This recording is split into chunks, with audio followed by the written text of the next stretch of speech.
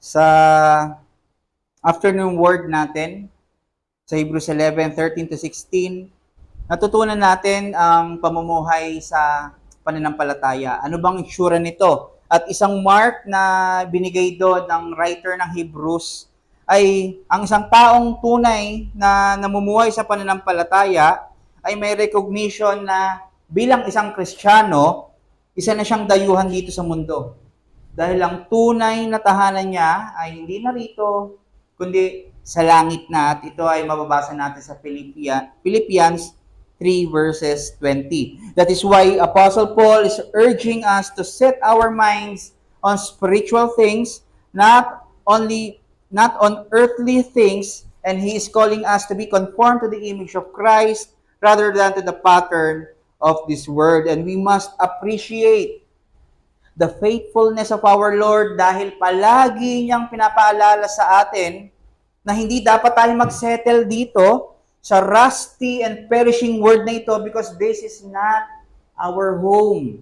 Our Lord is faithful na i-remind tayo that we belong to Him and He has all the prerogative na tayo ay para sa Kanyang kagamit-gamit na purpose. That's why He is commanding us, being His church and being His people, to live our lives for Him in holiness, in unity, and in love. So, possible ba ito na magawa natin?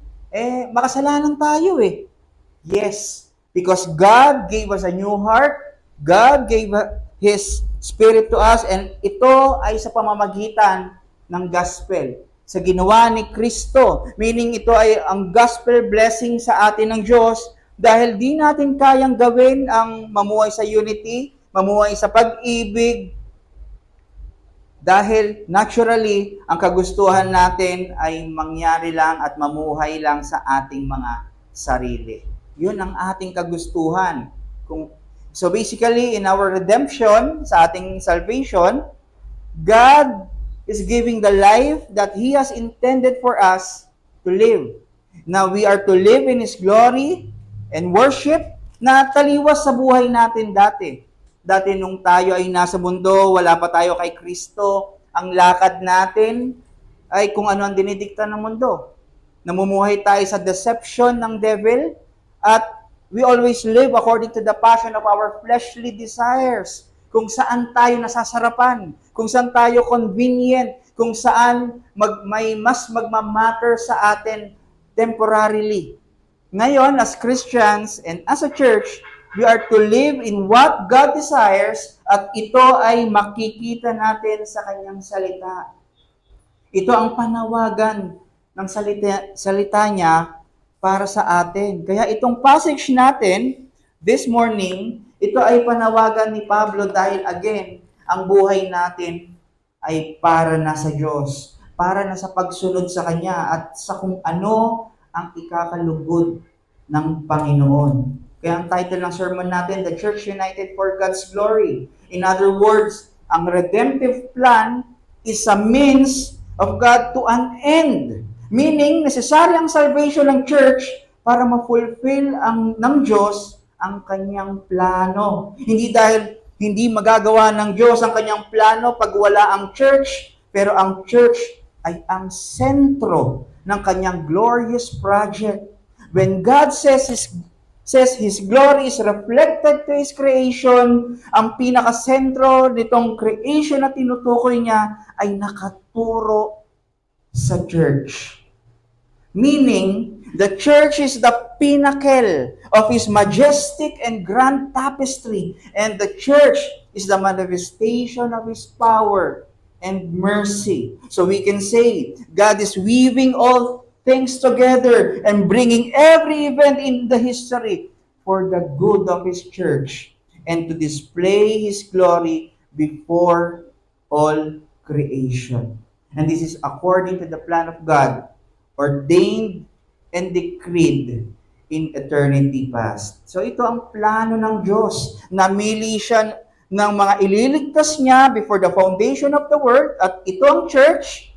Then isisend niya ang kanyang begotten Son, Jesus Christ, to die for them, to redeem them, to give them eternal life and the Spirit applies all that gospel blessings so that the redeemed church by faith may live for His purpose. So I invite you again to reach our passage to read our passage today sa Romans 15:14 verses 15:14 to 21.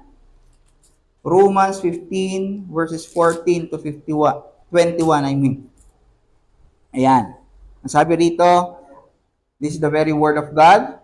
I myself am satisfied about you, my brothers, that you yourselves are full of goodness, filled with all knowledge and able to instruct one another, but on some points I have written to you very boldly by way of reminder, because of the grace given me by God to be a minister of Christ Jesus to the Gentiles in the priestly service of the gospel of God, so that the offering of the Gentiles may be acceptable, sanctified by the Holy Spirit in Jesus Christ. Then I have reason to be proud of my work for God, for I will not venture to speak of anything except what Christ has accomplished through me to bring the Gentiles to obedience by word and deed, by the power of signs and wonders, by the power of the Spirit of God, so that from Jerusalem and all the way from the Illyricum, I have fulfilled the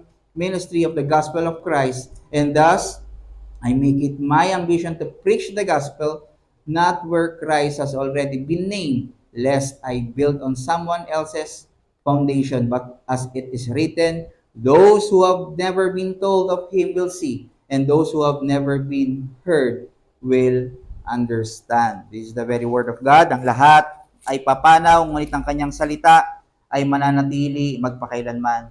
Tayo po muna ay manalangin at humingi ng gabay sa ating Panginoon. Ama, tulungan niyo po kami. Gabayan nawa kami ng inyong banal na spirito as we study your rich word, Panginoon. Nawa ito ay mag-comfort, mag-convict sa aming mga puso at maging kapaki-pakinabang sa aming lakad at buhay Kristiyano. Maraming salamat sa iyo. We praise our Lord and God and Savior Jesus Christ. Amen. So, again, nasa Romans, malapit na tayo matapos sa Romans, hanggang chapter 16 na lang, isang chapter na lang, at nakakatuwa na sinustain tayo ng Panginoon. Isa sa kinatutuwaan namin at pinagbibisi-bisihan na tuwing gabi, pag kami nagbabanding ng aking asawa, ay manood ng TV series na SWAT na sa Netflix. So, very fast-paced action ito. Marami kang maobserbahan na mga bagay-bagay. Hindi lang yung relationship nila as a team, pero pati yung practices at discipline nila. Na alam mo agad, ay, SWAT to. Alam mo agad, distinct yung kanilang tindig, yung kanilang kung paano sila magsalita, gumalaw, kaysa sa ibang mga tao. At may isang scene doon, yung SWAT team pupunta sa isang bahay. At manonotice mo na talagang lousy sila, gumalaw. Yung mga yabag nila, ang iingay, talagang parang ba't ganito, kala ba natin walang matahimik ang SWAT, di ba? Ganun yung mga napapanood natin, ba't sila? Tapos lahat sila nakamaskara, yung kanilang galaw, hindi smooth. Then, instead na mag-rescue doon sa bahay na yon, gumawa sila ng masama sa pamilya na yon, at yun pala, pag alis nila ng mga maskara, di pala sila tunay na SWAT. So, nagpapanggap lang sila. Meaning, kahit itsura nila ay SWAT, pero sa kanilang galaw, malalaman mo na parang kakaiba ito at parang hindi talaga SWAT. So, ito na yung tunay na SWAT. Nung sila na ay magre-rescue doon sa bahay na yon, makikita mo, very smooth. Disciplined yung kanilang galaw. Nagka-catwalk yung kanilang, kahit tumatakbo, walang katunog-tunog. Discipline, tas walang maskara. Lantad yung kanilang mga mukha kasi ang kanilang gagawin ay mag-rescue at hindi gumawa ng masama. So, ganito pinapakita sa atin na as Christians, may re-relate natin ang ating pamumuhay na tayo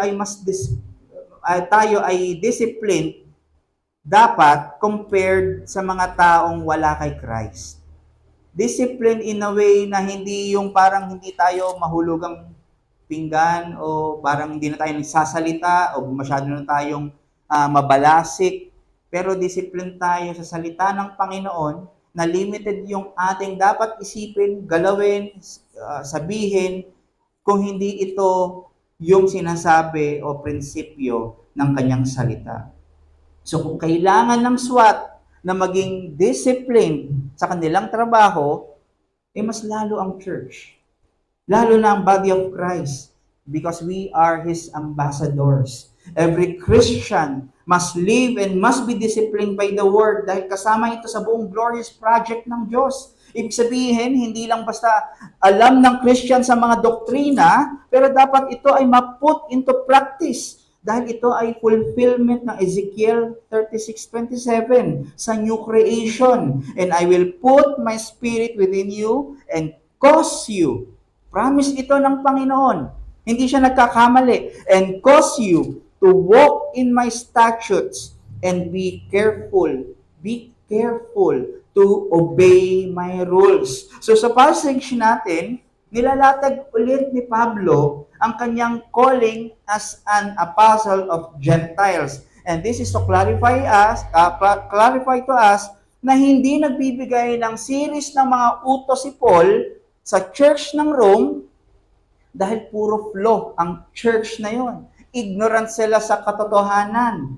Pero in fact, di ba, maalala natin, kung mababalikan natin ang chapter 1, verse 8, kinument ni Pablo ang kanilang pananampalataya. Anong sabi doon? First, I thank my God through Jesus Christ for all of you because your faith is being reported all over the world. Ibig sabihin, nakakarating na balita sa kanya, nag-grow ang kanilang pananampalataya. May prutas, may bunga ang kanilang pananampalataya. So bakit may mga gantong utos si Pablo? Bakit binigyan niya, in-address niya yung mga non-essentials sa chapter 14-15?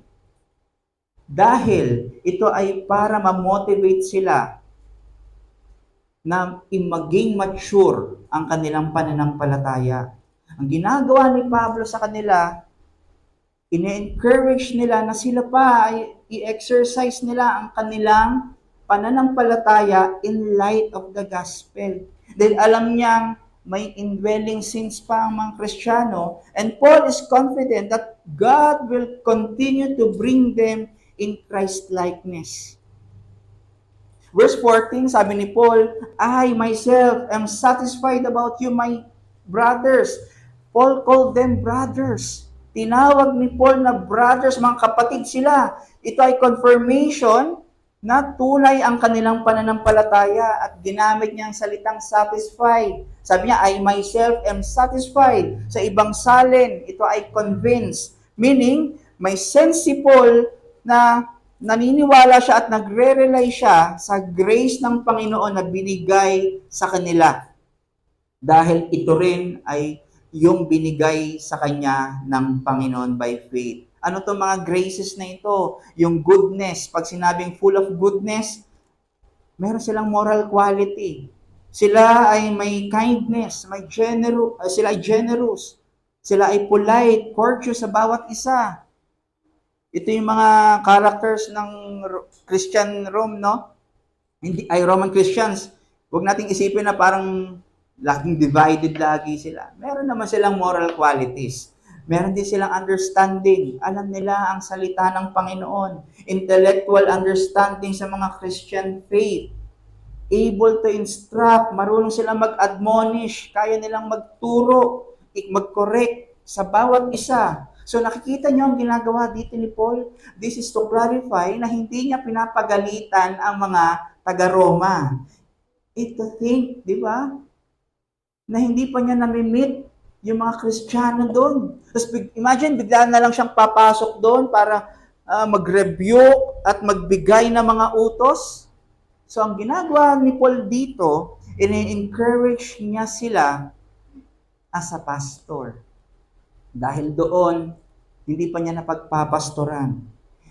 Kailangan nilang i-exercise ang kanilang pananampalataya selflessly at katulad ng kay Kristo. So in a way, nung pagiging matapang na pagsasalita ni Paul, simula pa ng chapter 9, sabi niya, I am very sincere. Ang ginagawa ni Pablo dito, nagtitiptoe si Paul. Meaning, super nag-iingat siya na hindi siya magmukhang diktador sa mga taga-Roma. Pero isang apostol na umiibig sa kanila at nagtuturo para mamunga ng gospel obedience.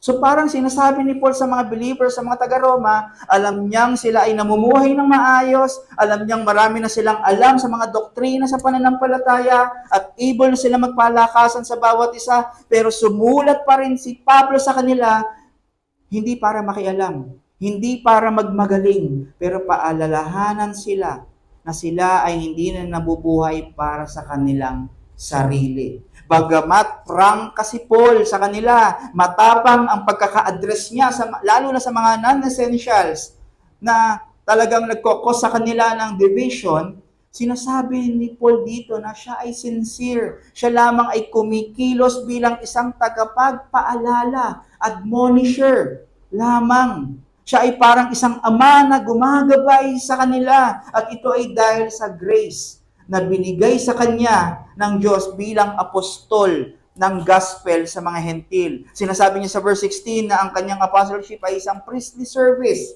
If we can remember, sa Old Testament, may mga priest. Nag-aalay sila ng burnt offering sa templo. So, ang priest ay nagwo-work as a mediator ng mga panahon na yon between God and man. Pero ngayon sa New Testament, instead na burnt offering ang ihandog ni Pablo, ang ino-offer naman ni Pablo sa mga tao from God, katulad ng priest sa Old Testament, ay ang one-time offering ni Christ sa krus. At ito ang gospel. Ito ang gospel. Ito ay ang pag-offer niya sa mga, ito yung kanyang ino-offer sa mga tao. He is proclaiming the gospel, the good news of salvation to the people, so they may know Christ, so they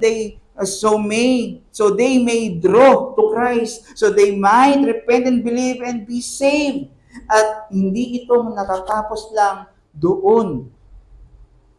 Siya ay nagpapatuloy mag-tend at maggabay sa kanila sa salita ng Diyos. So meaning, ang ministry ni Paul ay mula sa pagligtas sa kanila, hanggang sa pagpapabanal sa kanila, at hanggang sa paglago sa spiritual na pamumuhay ng bawat mananampalataya ng mga panahon na yon. Ginagabayan niya sila sa kanilang pamumuhay na maging katanggap-tanggap bilang living, holy, and pleasing sacrifice sa Diyos. Fulfillment ng chapter 12 verse 1, at para sila ay mamuhay ng ayon sa banal na spirito. Chapter 6. Then, sa verse 17 to 19, Paul is boasting, hindi dahil sa kanyang sarili, pero sa Diyos at sa grace ng Diyos, na siya ay ginagamit bilang instrumento lamang ng Panginoon para i-advance ang kaharian ng Diyos. Meaning, kung may pinagmamalaki siya, ito ay si Kristo. Ito ang gospel at ang kanyang office na bigay lamang ng Diyos, ang pagiging apostol. Nire-revere niya ang kanyang pagiging apostol at hindi yung kanyang sarili, dahil ito ay grasya ng Panginoon. And then verse 19 to 21, Paul is expressing his joy sa grace na binigay sa kanya ng Diyos by having the passion of preaching Christ and Him crucified sa mga taong wala pa at hindi pa nalalaman ang Ebanghelyo. This is his holy ambition to preach the gospel. Na nagampanan niya, sinabi niya, no? Na nagampanan niya ang pagpipreach ng gospel mula Jerusalem papunta sa Illyricum. Yung Jerusalem at Illyricum, ang daming mga lugar bago mapunta sa Illyricum. Nandiyan ang Syria, nandiyan ang Asia Minor, nandiyan ang Macedonia, nandiyan ang mga Greek or sa Greece. At sa verse 24, sasabihin niya kung saan yung next target niya. Sa Spain. Bakit? Dahil dito, gusto niyang i-preach ang gospel dahil doon ay wala pang nakakarinig ng ebanghelyo. Sabi niya, ayaw niyang pumunta sa isang bayan o lugar na mayroon ng church doon, may alam na nila yung gospel doon dahil may nagpapastor na doon.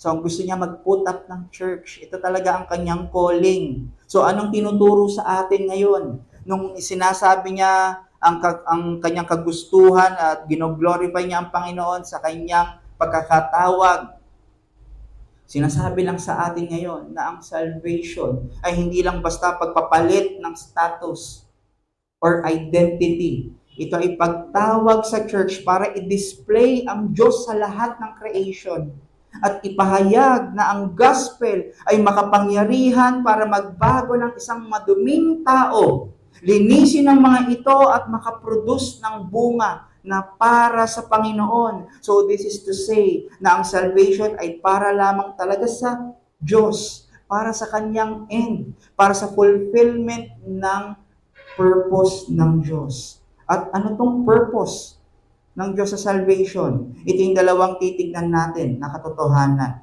Una, salvation is given to the church for a life of good works. Pangalawa, salvation is given to the church for a life that glory in God.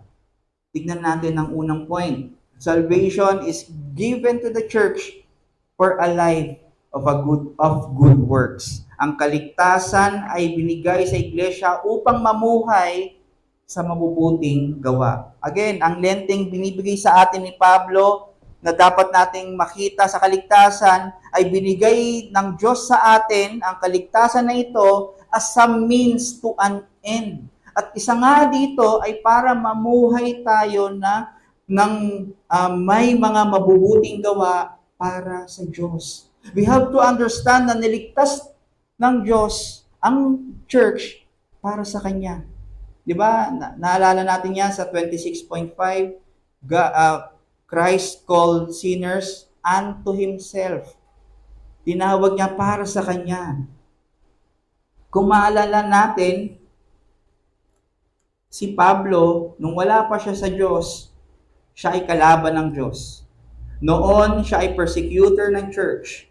Kaya naman kinailangan niyang maligtas para mabago ang disposisyon ng kanyang puso, para mabago ang perspective niya kung sino ang Diyos. Kasi we know, kung hindi siya maliligtas, hindi siya makakapag-minister sa Diyos at makakapag-serve sa mga hentil para ihayag ang ebanghelyo. Kaya tignan po natin ngayon, after niyang maligtas sa road to Damascus, nag-iba na ang direksyon ng kanyang buhay. Wala nang pagdadalawang isip. Tuloy-tuloy ang pagsunod niya sa pagkakatawag sa kanya na maging apostol ng hentil. Kaya sabi, he preached from Jerusalem hanggang Illyricum. Dahil nakita niya ang kalwalhatian ni Kristo. Nakita niya na wala palang mabuting pangyayari sa buhay niya, kundi yung kinatagpo siya ni Kristo sa Damascus. Kaya itinapon niya ang dati niyang buhay, ibinasura niya ang kanyang credentials, at ipinagpalit ang buhay kay Kristo. Ang pagsunod kay Kristo. Kaya naman, nasabi niya sa verse 14, convinced siya sa growth ng mga believers sa Rome dahil katulad ito ng nakuha niyang pagpapala sa Ebanghelyo. Kaya hindi hit or miss yung kanyang pagmi-minister, yung kanyang panawagan na they must live in unity and love.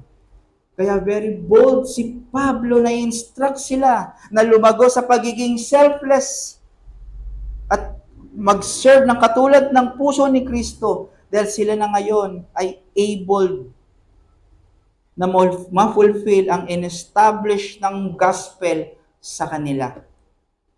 It is necessary na ang church ay ma-save dahil kung wala ang grace ng Diyos sa church, wala silang magagawang unity. Hindi sila maibibigay or wala silang maibibigay na pag-ibig sa bawat isa. Hindi sila makakagawa ng good works. Bakit? Dahil naturally, kung wala ang grace ng Diyos sa tao, ang tao ay makasarili. Pwede mong isipin na hindi, mapagbigay ako. Tainted po yan ng kasalanan. Ang sabi sa Isaiah, Lahat ng ating mga ginagawang mabuti, apart from God, yan ay basura. Yan ay mabaho sa Kanya. Yan ay isang maduming basahan sa Kanyang harapan. Meaning lang nun, yes, yun ay nakaka-benefit sa ibang tao, pero sa Kanya, hindi siya nalulugod doon. Ang tao, kung wala ang grace ng Diyos, sanay mamuhay mag-isa. Ang tao, hindi nila gugustuhin na magbigay ng buhay para sa kanyang kapwa. Ang tao, hindi sila magkakaroon ng tunay na pag-ibig. Dahil kung may pag-ibig man again, tainted ito ng kasalanan. Ito ang may self-centeredness pa rin sila. Iibigin kita basta mamahalin mo ako. Diba? Ganun naman eh. Sa isang relationship, kaya ka nagmamahal kasi mahal ka. Pero pag di ka na mahal, ay break na tayo. Ganun din sa mga magkakaibigan, FO na sila. Sa mga kumpanya, pag wala silang naidudulot na benefit na, tatanggalin ka na. Kung wala na maipasahod sa'yo, aalisan ka ng iyong mga servants or mga empleyado.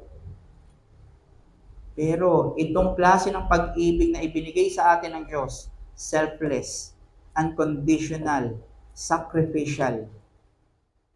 Kaya kailangan na pagkamatayan ni Kristo ang isang tao para siya ay magkaroon ng bagong buhay at lakaran ang hinandang buhay ng Diyos para sa Kanya.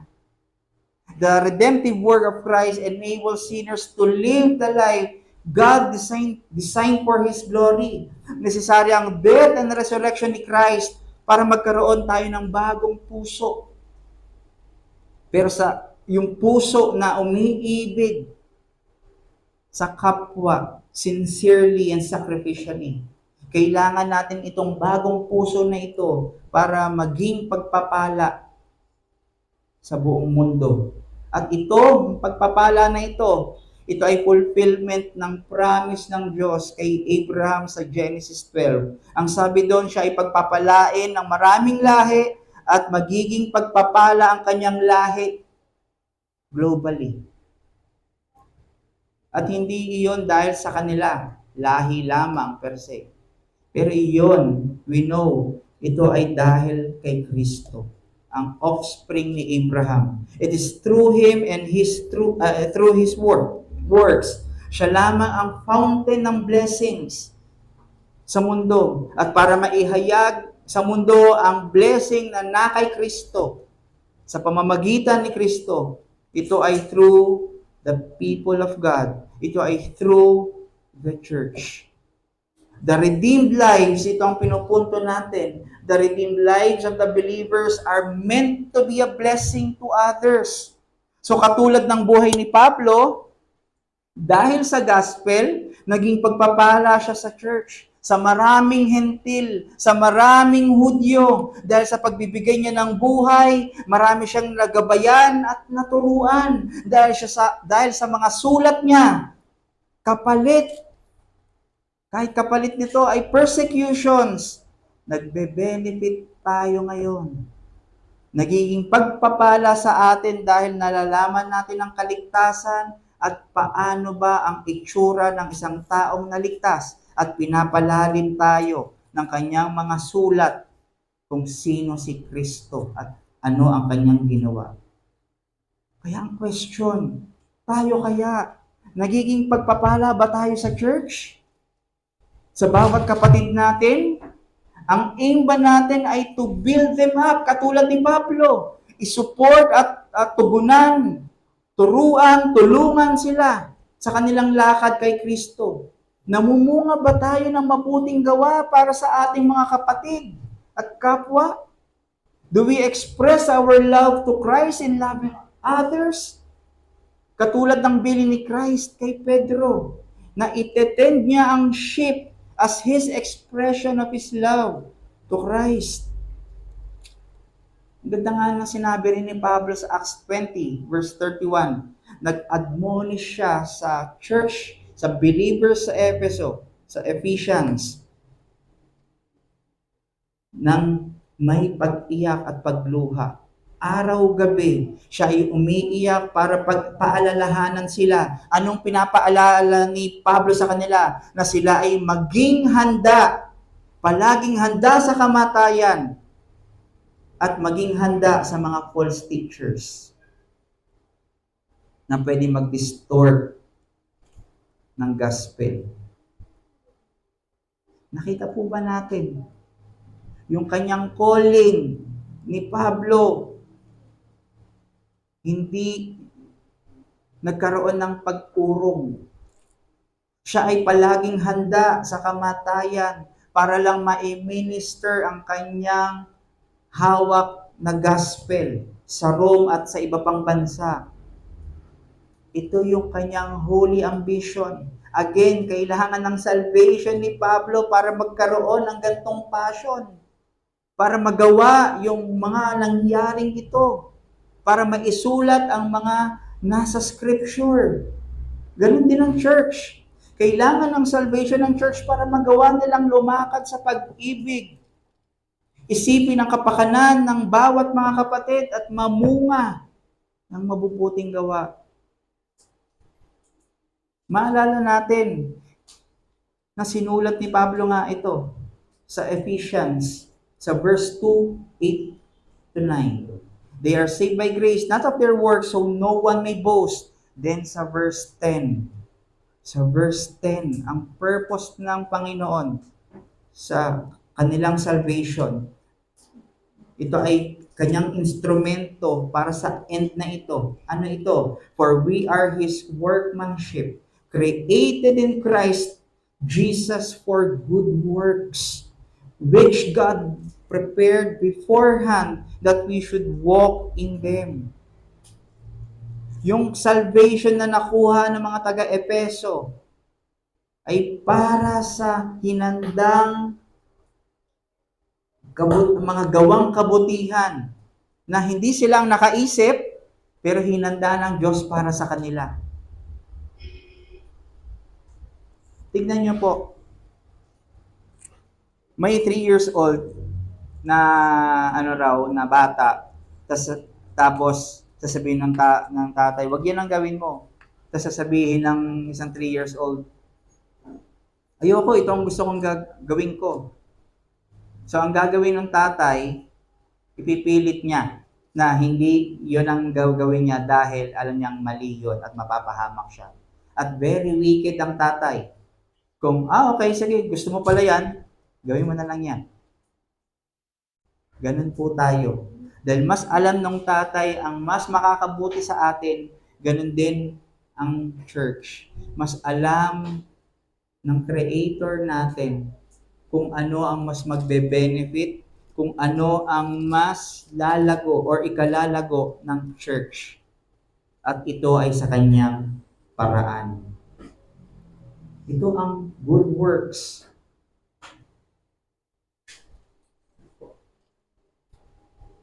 Itong hinanda sa atin na good works na ito ng Panginoon ay para pagpalain ang kapwa natin. Ito yung lakad natin. We are called to be a blessing. And this means, apart from Christ, no one can be a true blessing to others. Company lang yan. Samahan lang yan. Pero walang tunay na pagpapala. Kahit gaano kasaya ikaw sa isang group of friends o kung gaano ka na-uplift sa isang tao, kung hindi siya kay Kristo, kung hindi sentro ng samahan nyo ay si Kristo, hindi ka makakagain ng spiritual growth. Lahat yan ay temporary. Yan ay emotion lang. Dahil hindi yan means of grace na ibinigay at intended ng Diyos para tayo ay palaguin. Hindi sinasabi dito na iwasan na natin yung mga unchristian nating friends. Hindi ganon. Pero gusto nating pinaparecognize sa atin ngayon na ang binigay na beneficial sa ating kaluluwa, sa ating growth, ay makasama ang bawat isang mananampalataya sa kanyang church. Kailangan natin ng good works ng mga kapatid natin para sa ating paglago. Kailangan natin ng goodness ng bawat isa. Kailangan natin ng knowledge ng bawat isa para tayo ay makorek at ma-admonish.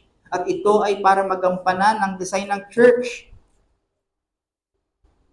Kaya ito ang challenge. We must desire the good and loving admonition of our brethren, for it is a means of blessings to us. We must desire the good and loving admonition from our brethren, for it is a means of blessings to us. Itong loving admonition na ito, andito yung pagiging sincere, pagiging compassionate at nagkakaroon tayo ng sympathy sa bawat isa. Ito ay paggawa ng kabutihan at pag-apply ng mga knowledge natin na galing sa Bible. And this will unite the church dahil ito ang pinrepare ng Diyos para sa atin. Bakit? Dahil marami sa atin hindi nakakakita or lahat tayo hindi natin kayang tignan ang kabuuan ng buhay natin. Meaning, marami tayong blind spots. Di ba sa isang truck, ang daming na aksidente dahil sa blind spot. Maraming naiipit na mga motor, di nila alam, meron palang, sila, dire-diretso sila, yung pala, meron palang may parating, so nagkakaroon ng aksidente dahil yun sa mga blind spot. At may re-relate natin ito sa atin dahil hindi tayo omniscient. At maraming panahon, hindi natin nakikita na nakakasama na pala sa atin ang mga ginagawa natin. Perhaps, habit lang ito para sa atin. At akala natin, ayos lang ito. Maliit lang ng nabagay ito. Pero dahil binigay sa atin ng Diyos ang bawat isa as a means of grace, nababantayan tayo at naililit tayo kay Christ. Binigay niya ang bawat isa para i-correct at palakasin tayo. Marami tayong hindi nakikitang kasalanan na nagagawa pala natin, kaya buti na lang binigay ng Diyos ang bawat isa sa atin para i-correct at i-admonish tayo, i-remind tayo sa gospel. Dahil I'm very sure, pag tayo ay nandoon na sa pinaka-darkest moment ng ating buhay, dumadaan tayo sa rough road ng ating pamumuhay, nag-drive na tayo ng emosyon at pinipili, hindi natin nakakalimutan, pinipili na nating hindi gawin ang kalooban ng Diyos na magtiis, magtiwala at kumapit sa kanyang grasya. Nafu-frustrate tayo. At dahil dito, nasisira tayo. Kung tayo man ay tunay na nakatanggap ng grasya, of course, hindi tayo mawawala sa kaligtasan, pero masisira ang relationship natin towards others. Lalayo tayo sa Diyos, susunod niyan, lalayo tayo sa church. Magkasama po yan. Kasi ang katawan natin ulo ay kasama. Kaya ang tanong, kailan mo huling na-appreciate ang exhortation at admonition sa iyo ng kapatid mo? Kailan mo huling naisip na, kailangan ko pala yung correction na yon. Kasi yun ay binigay ng Diyos para sa akin, para i-uphold ako. Paano mo hinahandle ang warning at encouragement sa iyo ng ating mga kapatid? Mga kapatid, kapag ini-encourage ka, meaning may nakikita silang weakness sa'yo na pwedeng mag-lead sa'yo palayo sa Panginoon. At ito ay dapat kilalanin nating biyaya mula sa Diyos. Dahil may mga blind spots tayo. Nakikita natin ng kapatid, or nakikita ng mga kapatid natin, yung hindi natin nakikita. Nakikita ng kapatid natin na something is wrong at nagmamalfunction tayo sa dapat buhay natin sa Diyos. Binigay ng Diyos ang bawat isa to admonish us at ipaalala na kung ano ang dapat nating lakaran at ito ay kay Kristo. Na maalala na ang salvation natin ay corporate at may katawan na pinaglagakan sa atin ang Diyos. Niligtas niya tayo, hindi nang hiwa-hiwalay. Nakita niyo po ba, pagkarinig natin ang gospel, ang puso natin ay gustong makasama ang mga kapwa mananampalataya. Yun ang disenyo niya. Yun ang hindi natin pinapwersa dahil ang pag-ibig ngayon ay glued ng banal na spirito sa atin. Yun ay poured out sa atin. Hinahanap natin ang fellowship dahil 2 or 3 that is gathering in His name, Christ is in them.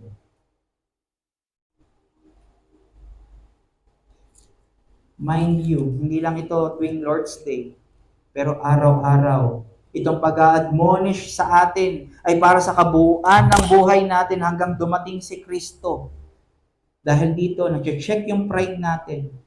Dahil sa pride, makakapasok ng jealousy. At pag nakapasok ang jealousy, papasok ang insecurity at may isip mo mag-manipulate na ng mga bagay-bagay. Hindi lang ito magkakos ng damage sa church, pero pwede mag-weaken at mag-cause ng stumble sa mananampalataya, sa kapwa kapatid mo. Kaya again, we have to appreciate the gospel. Ngayon, enabled na tayo na mag-admonish sa bawat isa. May pakialam na tayo sa bawat isa dahil may pag-ibig na tayo kay Christ. Ngayon, enabled na tayo to do good works na beneficial sa growth, hindi lang natin, pero sa growth ng ating mga kapatid. Nakita niyo po, ang salvation is a means para makapag-serve tayo sa ating kapatid at sa ating kapwa. Number 2, salvation is given to the church for a life that glory in God. Ang kaligtasan ay ibinigay sa iglesia upang mamuhay para ipagmalaki ang Diyos. Again, sa passage natin sa verse 14 to 21, hindi lang pinapakita yung pag-admonish ni Pablo sa kanila, pero ginagawa niya yon dahil he is glorying to the grace of God. Pag sinabing glorying, may sense ito ng boasting, rejoicing. In short, he is rejoicing, nagagalak siya sa kaluwalhatian ng Diyos. So again, kailangan ng salvation para magalak tayo, mag-boast tayo, mag-glory tayo sa kaluwalhatian ng Diyos na hindi natin magagawa pag tayo ay nasa mundo. We suppress the truth. Pinagpapalit nga natin ang glory ng Diyos sa mga glory ng mga Diyos-Diyosan. Pinagpapalit natin ang ang kagustuhan ng Diyos sa kagustuhan natin. Dinidistort natin ang kanyang salita. Parang sinasabi ni Pablo dito na he is boasting not to himself but the work of God in his life. Dahil he is rejoicing sa grace ng Diyos na ibinigay sa kanyang buhay. Again, ano ba ang grace? Ito ay something na hindi mo deserve. Ito ay regalo ng Diyos. Ito ay mabuting kaloob sa iyo ng Diyos dahil sa kanyang mabuting pasya. Ang salvation natin, binigyan tayo ng kaligtasan na hindi naman natin deserve. Tayo na ay dapat nasa impyerno, pero dahil sa kanyang grasya, meron tayong pag-asa na makasama niya in future, in eternity. So the gospel enables us to see the irresistible beauty of His glory. The gospel enables us to see the irresistible beauty of His glory. Meaning, dahil sa gospel, ang gusto na niyang gawin ni Paul sa buhay niya ay to please God. Yung lahat ng plano niya sa buhay niya ay to advance the kingdom of God. Hindi na to advance his career. Kung may career siya, yun ay to advance His kingdom. Hindi ko sinasabing iwanan natin ang ating mga trabaho. Pero iba na ang motivation natin kung bakit tayo nagtatrabaho. Kung gusto mo magbarko, gagawin mo yon to advance the kingdom of God. Hindi lang yun basta kumita ka ng pera. Dahil para maiangat ang estado mo sa buhay. Pero gagawin mo yon para mapakita kung gaano naluluwalhati ang Panginoon sa iyong buhay. Paano yon? Magkakaroon ka ng diligence sa pag-obey sa rules and regulation ng kumpanya. At lahat ng gagawin mo, whether you eat or drink, may recognition na siya ang nagbigay sa iyo. Yung lahat ng plano ng isang tao na naligtas, katulad ni Pablo, ay to advance the kingdom. Sabi niya sa verse 20, "Thus I make it my ambition." Ito na yung ambition niya. Siguro yung dati ambition niya, malipol niya lahat ng church at mapakita na siya ang pinakamagaling na persecutor ng church. Pero ambition niya na ngayon, iba na. To preach the gospel not where Christ has already been named, lest I build on someone else's foundation. Again, gusto niya pumunta sa lugar na hindi pa napipreach ang gospel para i-preach ang ebanghelyo. Ayaw niyang pumunta sa existing church. So ang point dito ni Pablo, the godly passion is the byproduct of our delight in God. Sobrang nagagalak siya mula dun sa road to Damascus. At simulang nung kagalakan na yon, kahit ang dami niyang kinaharap, na shipwreck siya, nagkaroon siya ng matinding sakit, pinagbabato siya, tinorture siya, kinulong siya sa ganyang kaliliit lang na kulungan, yung mga house arrest sa kanya. Pero yung delight ng Diyos ay hindi napapalitan, hindi nagwe-wave. Meaning, hindi niya ito kayang pekein. Siguro, tatry niya isang taon, okay nagbubunga, ang daming na akong follower. Nakiisip niya siguro, no? Pangalawang taon, teka lang, ba't may persecutions na? Pangatlong taon, balik na lang ako sa Hudyo, sa Jewish religion.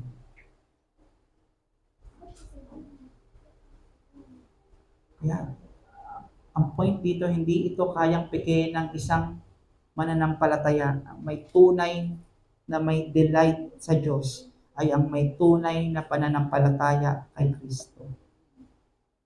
Si Pablo, dahil sa super amazement niya sa grace ng Lord, ang ambition niya ay para na malugod ang Diyos kahit pa kapalit ang kanyang kamatayan. Ang ambition niya ay ipahayag ang gospel na alam niyang walang madaling paraan. Napakahirap. Sa atin pera lang. Wala lang tayong pamasahe, hindi lang natin maitaguyod yung monthly bills natin. May temptation tayo na mag-struggle, mag-doubt. Sabi na, mali yung plano na yan. Dapat. Si Pablo, walang dapat. Si Abraham, wala ring dapat. Hindi niya inisip na dapat bumalik na lang siya sa Ur.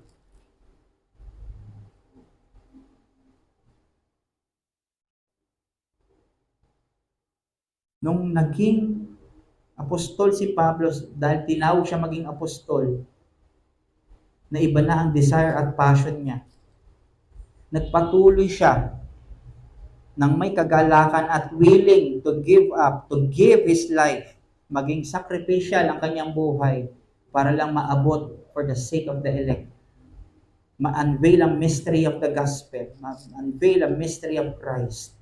Ginawa niya ito, hindi dahil pinagyayabang niya kung ano yung na-attain niya, pero ipinagyayabang niya sa kanyang sarili ang grasya ng Diyos na siya na ay pagmamay-ari ng Diyos kahit pa sa kasaganahan o sa kahirapan, sa kalungkutan o kahit sa pagiging mag-isa.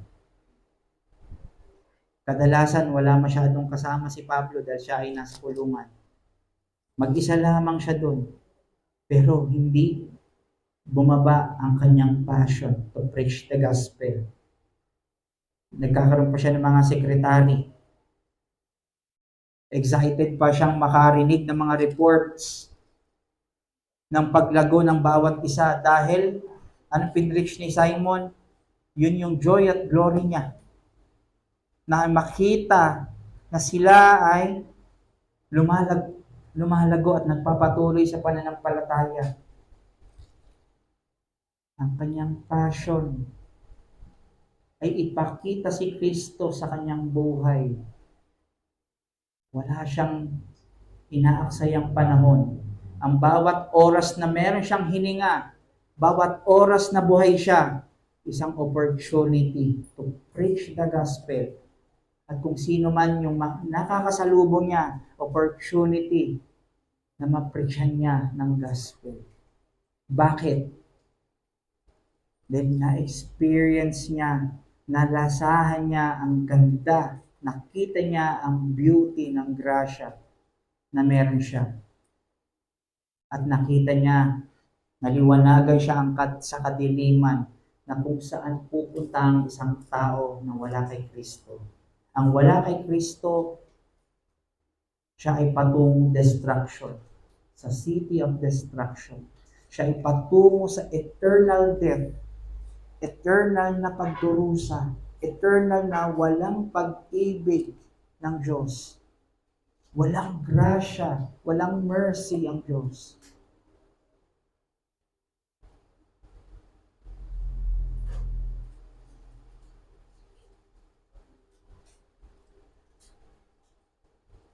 Tayo mga kapatid, ano ang passion natin? Saan tayo nag-glory? Saan tayo nagre-rejoice? Sa kaharian ba ito ng Diyos? May kinalaman ba ito sa mga spiritual na bagay? Are we rejoicing and glorying God sa calling natin? The mere fact na alam natin we are Christians. Nagre-rejoice ba tayo doon? Na malaman natin, sabi sa 1 Timothy 3:14-15, the church is the pillar and ground of truth. Passion ba natin ipamuhay ang pagiging pillar and ground of truth?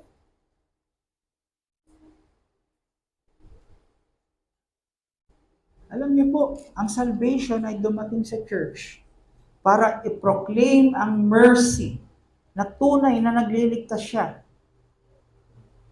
Ang salvation ay dumating sa church para i-proclaim ang kapangyarihan ng Diyos na tunay na nagtatransform siya ng isang makasalanang tao. Ang salvation ay dumating sa church para i-proclaim sa mundo na may bagong creation. May bagong nilalang, may bagong humanity kay Kristo. Ang tanong, itong pagiging human natin, naipapamuhay ba natin ito? Katulad ba ng old man? Passion ba natin na maging blessing na sa iba dahil gusto mo i-display ang blessing ng Diyos sa kanila? Ang problema, ang passion natin ay instead maging mainit sa Diyos, nagiging lukewarm. Kadalasan ang passion natin stirred lang ng emotions o sa paligid natin. Minsan ang passion natin ay partial.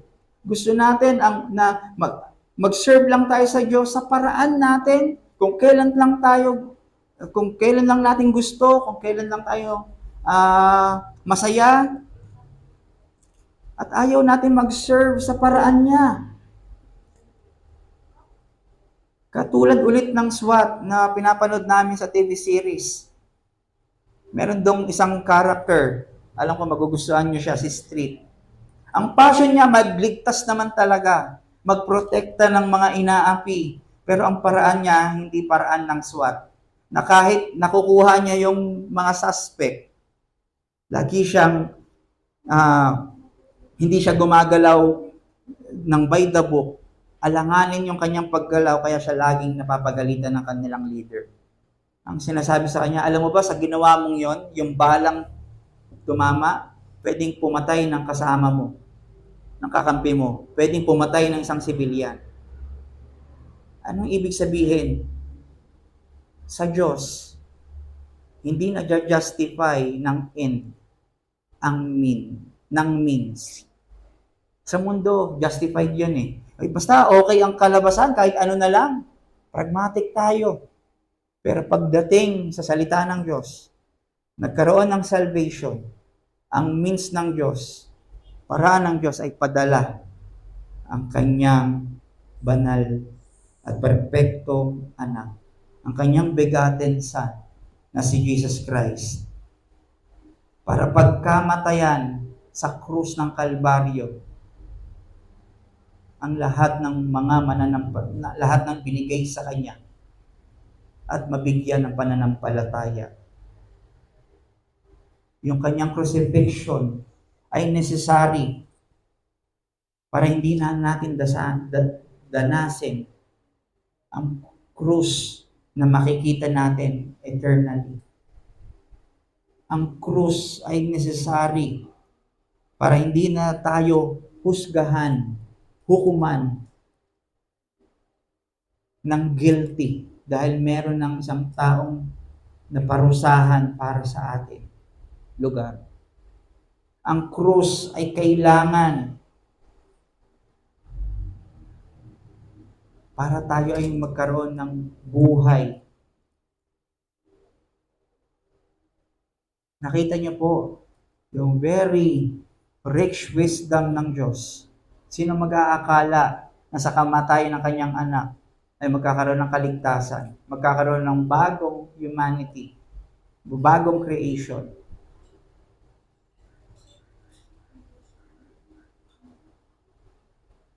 Si Christ, ang perfect passion niya, dahil yun ang binigay na task sa kanya ng Ama in eternity past, mabasa yan sa Hebrews 6, na siya ay magiging mediator, magiging priest ng mga elect ng church.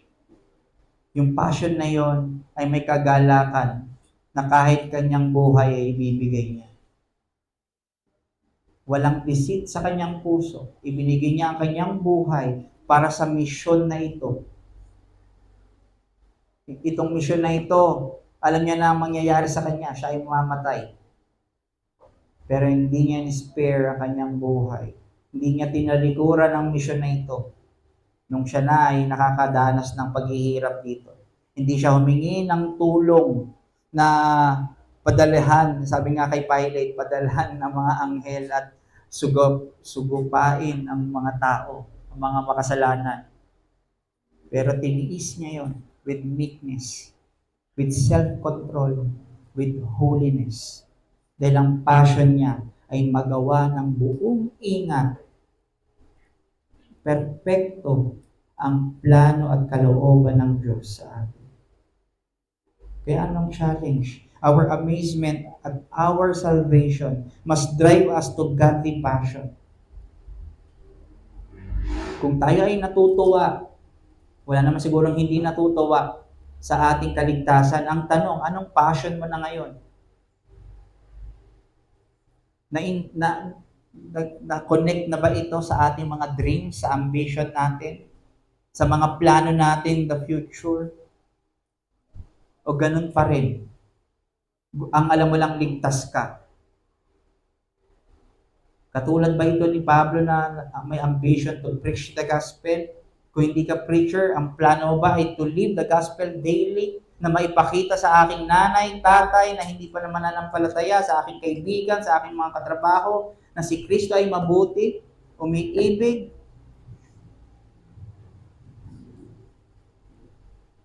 Anong pinagmamalaki natin? Anong tinetreasure natin? Si Kristo ba o yung ating mga sarili kung saan tayo magaling? Ang passion ba natin ay to respond sa call sa atin to love one another and to be united even may mga differences tayo. Even na may mga hardships tayo. Active ka ba na i-reconcile lang yung sarili? Active ka ba to reach out? O ikaw yung magpapa-reach out? Hindi mo na ako dyan, magulo kayo. Magulo pa ang sitwasyon. Babalik na lang ako pag okay ng lahat. Ganun ba?